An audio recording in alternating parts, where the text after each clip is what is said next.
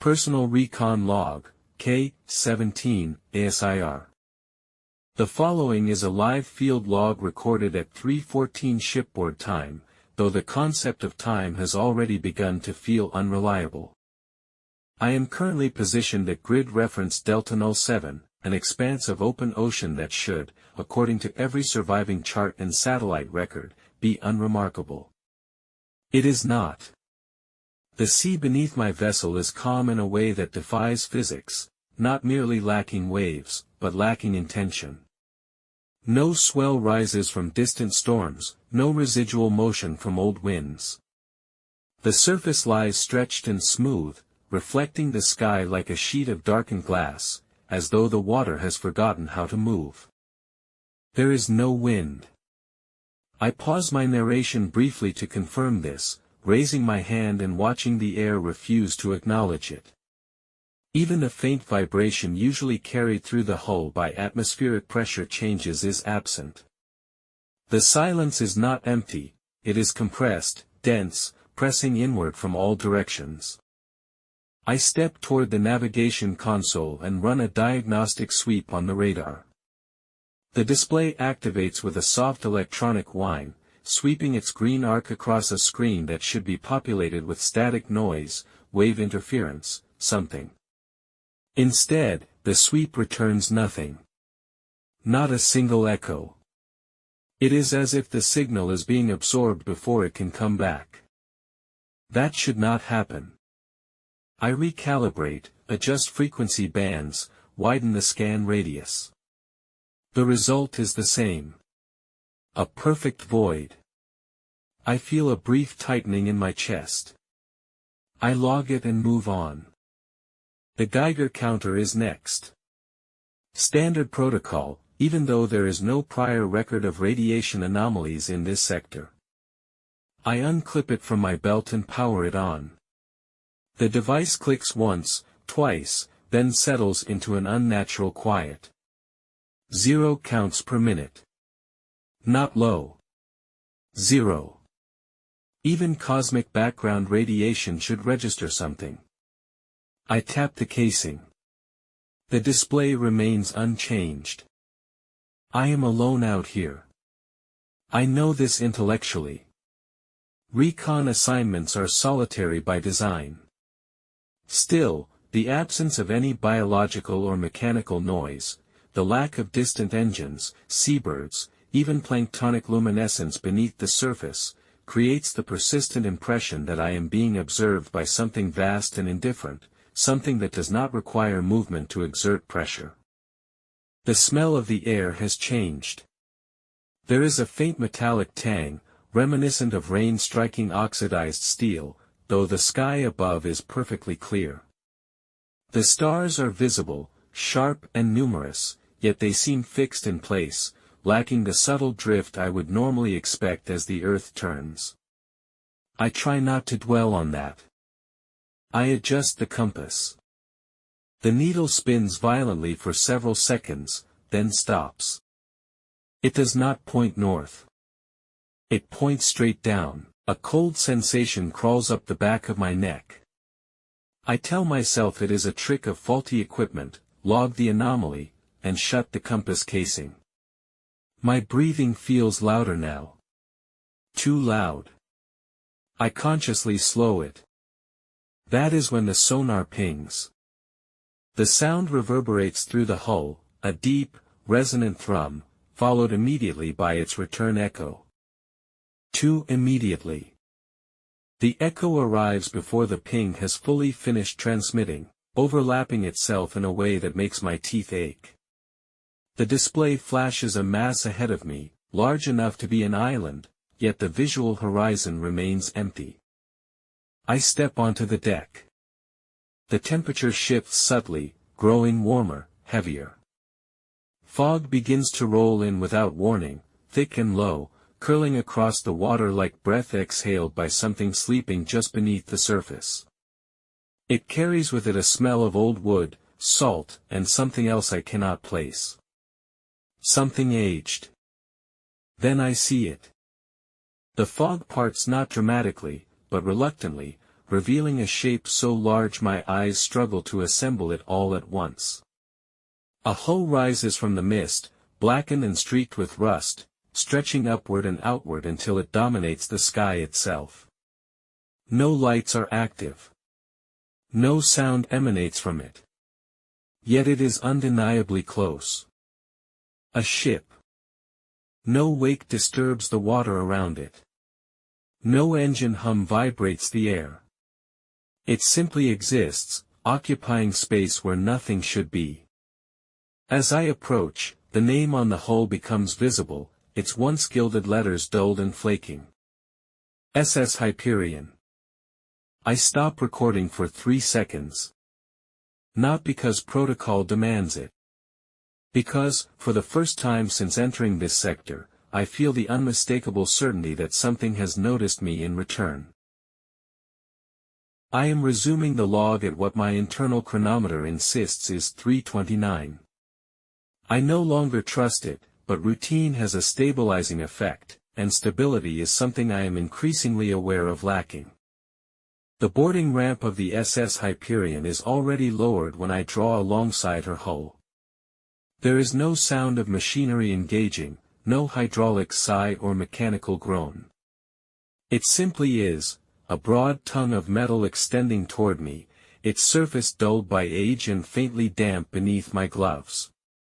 When my boot meets it, the contact sends a vibration through the structure, not sharp or reactive, but slow, like the response of something that had been waiting a long time to be touched. The air changes immediately upon boarding. It is warmer here, but not comfortably so. The warmth is stagnant, sealed in, carrying layers of scent that have nowhere to escape. Old cigarette smoke clings to the back of my throat. There is the sweetness of expired perfume, powdery and floral, mingled with the unmistakable odor of salt-soaked wood and long-settled dust. Beneath all of it lingers a faint trace of rot, carefully concealed, like a secret kept under too many coats of paint. I activate my helmet recorder and sweep my flashlight across the deck. The light behaves strangely. It does not scatter as it should, instead pooling softly against surfaces, as though the darkness itself were padded. Shadows are present, but they seem reluctant, slow to form, slow to move. My footsteps echo, yet the sound arrives flattened, muffled, as if absorbed by thick carpet rather than open steel. Inside, the ship reveals herself. The interior is frozen in a design language that my memory associates with archived media rather than lived experience, late 20th century, luxury rendered in earth tones and soft edges. Burnt orange carpeting stretches down the corridor, its fibers worn but meticulously clean. Brass railings line the walls, polished to a dull glow, warm when I test them with my bare hand. The lighting is a constant amber hue, neither flickering nor brightening, bathing everything in the color of old photographs left too long in the sun. Time, here, feels preserved. Encased. Like an insect suspended in resin. I pass a lounge area. Low tables hold glasses half filled with amber liquid, condensation still clinging to the sides. When I bring one close to my visor, I can smell alcohol, sharp, real. A nearby plate bears the remains of a meal, steam rising faintly, impossibly. I hover my hand above it. Warm, my pulse quickens. I tell myself nothing. That is worse. I raise the Geiger counter again. Still 0. I rotate slowly, scanning the corridor. No spikes. No variance. The device may as well be dead weight, and for the first time since training, I find myself wishing it would make noise, any noise at all. There are signs of life everywhere. A jacket draped over the back of a chair. A deck of cards mid-game, hands abandoned. An open notebook on a side table, its pages filled with looping cursive handwriting that stops mid-sentence, the ink dark and unsmudged, as if the rider had merely stepped away. But there are no people. I call out. Standard identification. My voice travels farther than it should, stretching down the corridor until it thins and dissolves into nothing. No reply comes. Not even an echo. Then I hear it. Laughter. It is distant, filtered, carried through walls and decks, the sound of multiple voices overlapping in casual amusement. It lasts only a second, perhaps less, and ends abruptly, cut off as cleanly as a severed wire.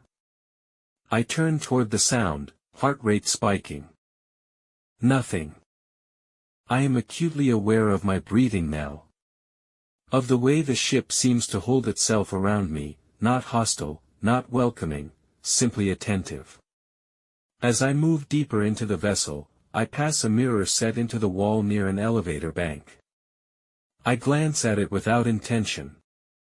My reflection lags. Not by much. A fraction of a second. Enough to notice. Enough to make my stomach tighten and my hand drift instinctively toward my sidearm. I stand still. The reflection catches up. I do not log that immediately. Instead, I watch the elevator panel. It lists decks 1 through 12, each number engraved into brass. There is no 13. No space where it should be. Just an unbroken surface, polished smooth. The music begins then, soft, distant, the faint melody of a lounge band playing something slow and nostalgic. The sound seems to seep from the walls themselves, warped slightly, as if remembered rather than performed. I realize, with a sudden and uncomfortable clarity, that the ship is not abandoned. It is paused. And I am moving through something that was never meant to resume. I am recording again because silence, at this point, feels less like an absence and more like a condition, one that worsens when left unobserved. The elevator doors close without sound. There is no jolt, no sense of vertical movement, yet the pressure in my inner ear increases sharply, as if my body has been informed of a descent my eyes are not allowed to witness. The panel in front of me displays only the familiar brass numbers, 1 through 12. Where 13 should be, there is nothing. No blank tile. No engraving. Just smooth, reflective metal. I press it anyway. My finger does not meet resistance. It passes through the surface like pushing against warm wax, and the elevator responds with a sensation I have no language for, not falling, not moving sideways, but sliding, as if the space around the cabin has been quietly rearranged to accommodate my decision. The lights dim. Not flicker. Dim. When the doors open, the air that rolls in is cold and wet, carrying the smell of mold, soaked timber, and something faintly organic, like skin left too long in water. The corridor beyond is narrower than the decks above, its walls bowed inward at irregular intervals, as though the ship's frame has grown tired of maintaining symmetry. My boots strike the floor. The sound arrives early. I take 3 steps and feel the deck subtly curve beneath me, not sloping downward so much as bending, guiding my movement without effort. The flashlight beam stretches farther than it should, its edges feathered, unable, or unwilling, to find corners. Doors line the passage, each one slightly different, as if assembled from memory rather than blueprint. Some are taller than others. Some appear to recede when I approach them. I mark my path with a strip of luminescent tape. When I glance back, it is gone. My heart rate increases. I register it. I do not comment. The sound begins as a vibration, low and omnipresent, thrumming through the soles of my boots and into my bones. Music. It grows clearer as I move forward, resolving into a full orchestral arrangement, brass, strings, percussion, all slightly out of sync with one another, as if the musicians are following different conductors. The corridor opens into a vast space. The ballroom. It should not fit inside the ship. My spatial training insists on this. The ceiling rises high above me, lost in shadow, supported by columns that appear to lean when I am not looking directly at them. Chandeliers hang overhead, their crystal facets glowing softly, casting fractured light across a polished floor that reflects movement that is not my own. They are dancing. Dozens of figures glide across the floor in slow, perfect arcs, dressed in formal attire from decades past. Suits and gowns ripple as they move, fabric whispering against itself. Their steps never falter. Their timing is immaculate. Their feet do not touch the floor. I step back. The music swells. As I adjust my focus, the most disturbing detail asserts itself with quiet inevitability. None of them have faces.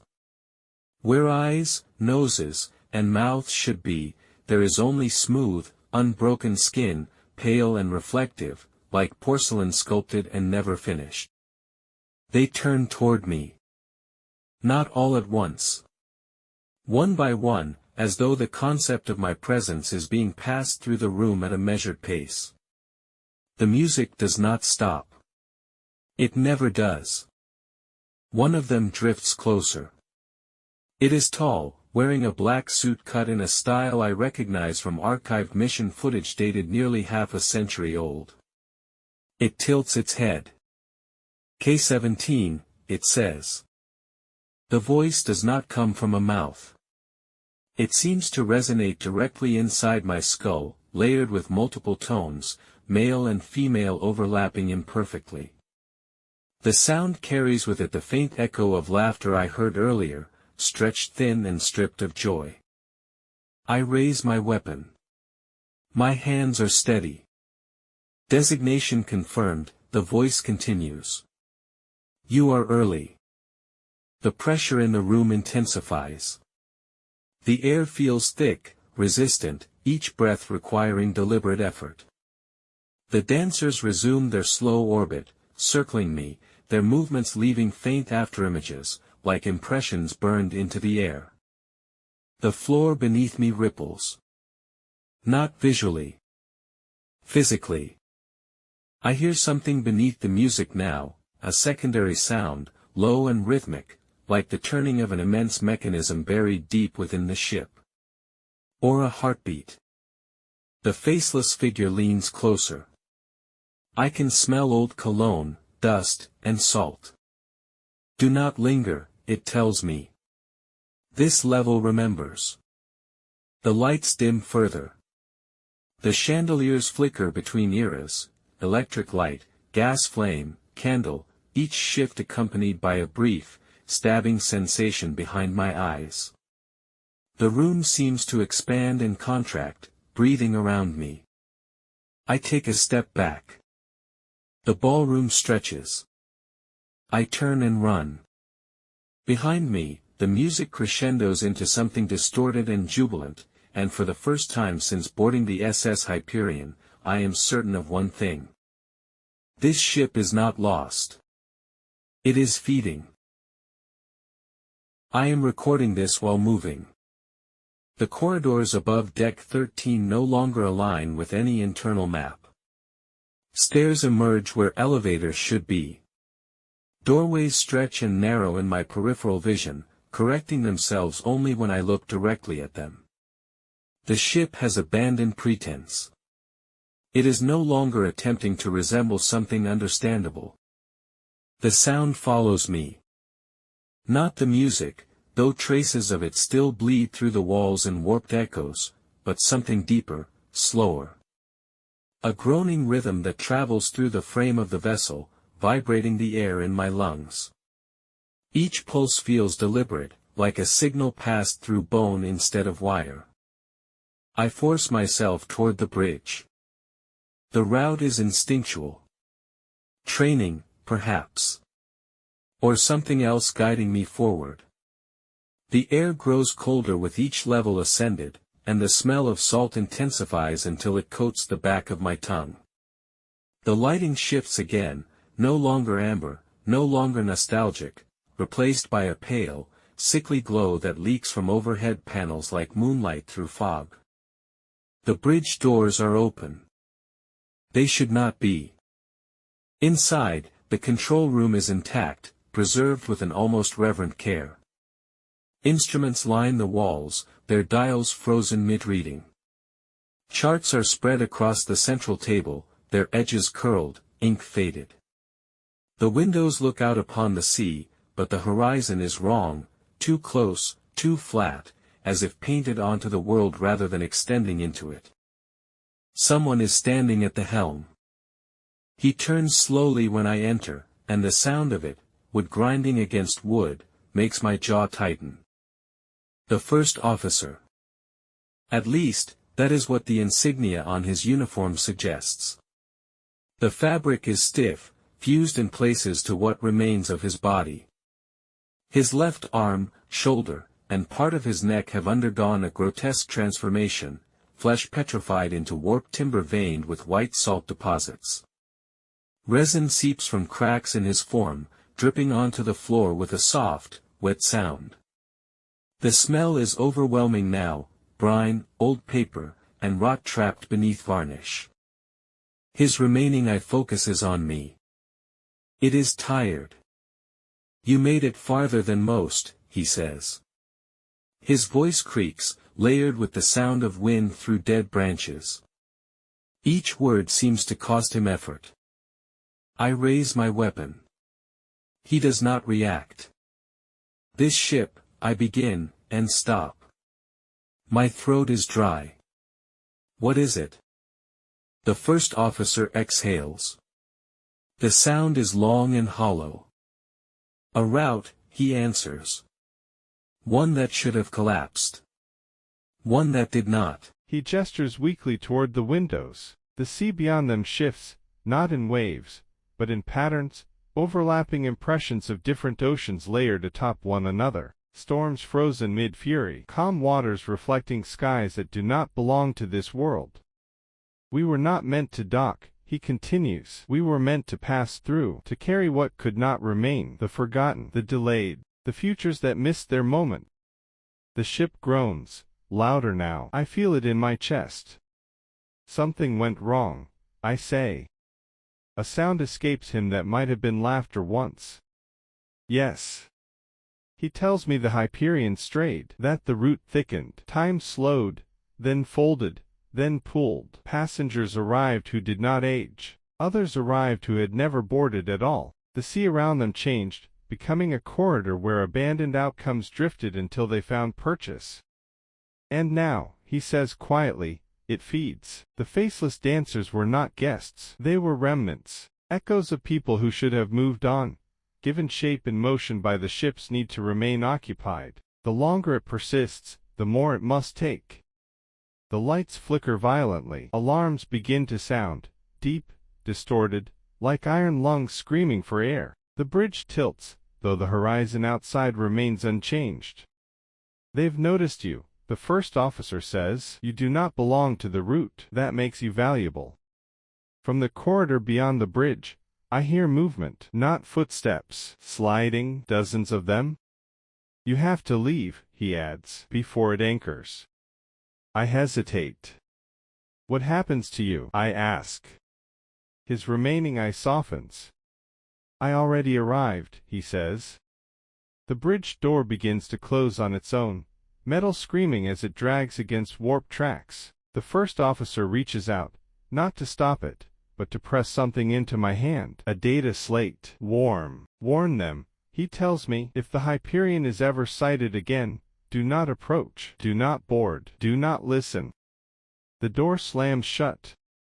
Behind it, the sound changes, becomes wet, jubilant. I turn and run. The ship lurches violently now, corridors collapsing into impossible angles, light strobing between decades in rapid succession. The air fills with voices, layered, overlapping, calling my designation with intimate familiarity. I do not look back. The last thing I hear before the stairwell gives way beneath me is the first officer's voice, carried through the frame of the ship itself, no longer creaking, only resigned. "The route is closing," he says, "and it hates to be alone." I do not know how much of this is still being recorded. My HUD is fractured, data bleeding across itself in overlapping layers, timestamps repeating, skipping, folding inward. The ship no longer obeys sequence. Neither, I suspect, do I. I am running, though the concept has become abstract. The corridors ahead of me collapse and reform with each step, bulkheads peeling away to reveal other bulkheads beneath them, older, corroded, etched with marks that resemble navigational charts drawn by unsteady hands. The air screams as it is displaced, not sharply, but in long, drowning groans that reverberate through my ribs. The Hyperion is coming apart. Or perhaps it is finally finishing its journey. Gravity fails and pulses. I am lifted from the deck, slammed sideways, then released again, my body striking walls that feel alternately solid and soft, like striking memory instead of matter. The lights strobe wildly now, modern fluorescence, amber tungsten, naked flame, each shift accompanied by flashes of places I have never been, ballrooms full of dust, lifeboats drifting under alien constellations, faces forming and dissolving before I can register them. The voices are everywhere. They no longer bother to imitate language. They call my designation again and again, stretching it, compressing it, testing how it sounds when spoken by too many mouths at once. I clamp my jaw shut. I focus on motion. Forward. Always forward. The deck gives way beneath me. For a single, suspended moment, there is no ship, no sea, no sky. Then the water takes me. I expect cold, shock, pain. Instead, the ocean feels warm, unsettlingly so, like submersion into breath rather than liquid. It closes around me without resistance, muffling sound instantly, pressing against my visor with gentle insistence. I kick upward on instinct, my body obeying training even as my mind fractures under the weight of what I am leaving behind. I break the surface. The night sky has returned. The stars are wrong, but they move now, drifting slowly, reassuringly. The silence is imperfect again. Wind whispers across the water. Distant waves lap against themselves. I tear off my helmet and inhale deeply, choking on salt air that tastes real. Behind me, the Hyperion is already far away. It does not recede in any conventional sense. It simply occupies less of the world with each passing second, as though reality itself is deciding to make less room for it. Its lights blink out one by one, descending the decks like closing eyes. The fog surrounding it thickens, curls inward, and the ship begins to sink, not down, but out, slipping between moments. My recording device activates on its own. Static clears, replaced by coordinates scrolling rapidly across the display. They repeat, loop. Each time, they are slightly different. I do not recognize them. A horn sounds from the Hyperion, deep, mournful, impossibly distant. A foghorn answering itself across an empty sea. The sound vibrates through my bones, carrying with it a pressure that makes my vision blur. For a moment, just a moment, I consider swimming back. That thought is not mine. I scream, forcing the impulse out, and the pressure eases. The ship vanishes completely then, leaving only disturbed water and the lingering sensation of something unfinished. I float there for a long time.